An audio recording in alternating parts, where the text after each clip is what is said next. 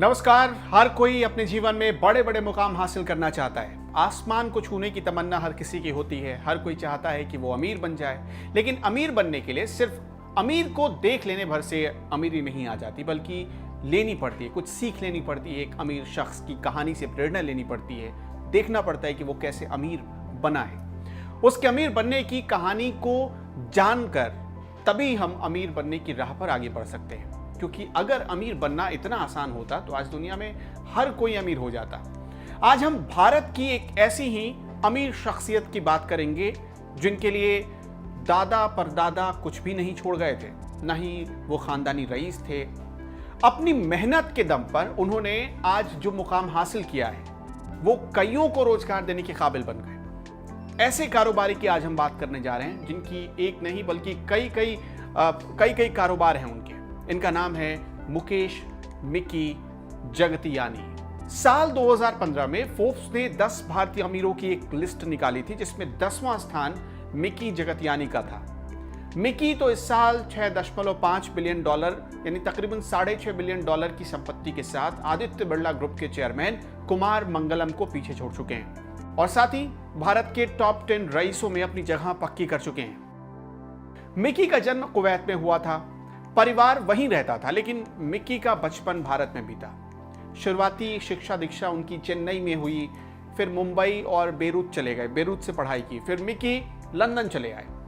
उस वक्त सिर्फ उनकी उम्र रही होगी यही कोई 17 साल, जहां उन्होंने अकाउंट्स में पढ़ाई की और पढ़ाई के दौरान ही मिकी ने अपना खर्च खुद उठाने की ठान ली, तो लंदन में टैक्सी भी चलाने लगे।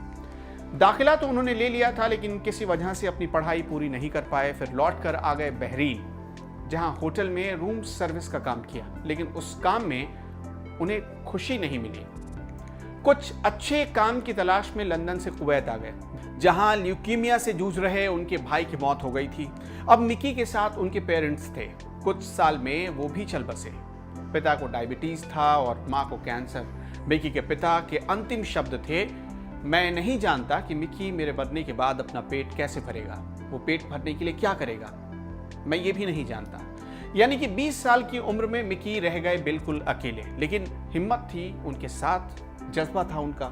मिकी के भाई ने बहरीन में एक किराए की दुकान ले रखी थी, जहां वो बेबी प्रोडक्ट्स का काम उन्होंने शुरू किया। दरअसल उनका भाई ही शुरू करना चाहते थे ये काम, लेकिन उसके बाद मिकी ने शुरू किया। यहां से शुरू हुई मिकी की कारोबार की असली कहानी।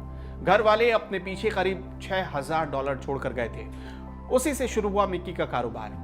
बचे पैसों से मिकी ने कारोबार शुरू किया, बेबी प्रोडक्ट्स की अपनी दुकान शुरू की। इस दुकान में ऐसे खिलौने रखे गए या बच्चों की ज़रूरत के सामान रखे गए जिसे लोगों ने पसंद किया। बच्चे के खाने पीने से लेकर उनके खिलौने, उनके कपड़े, सब कुछ मिकी ने रखा। कारोबार बढ़ा तो मिकी ने अपनी मदद के लिए कुछ बंदे भी रखे जो खुद पैकिंग से लेकर डिलीवरी तक का काम करते थे। धीरे धीरे मिकी ने ऐसी एक दुकान से अपनी दुकान बढ़ाकर 6 कर ली।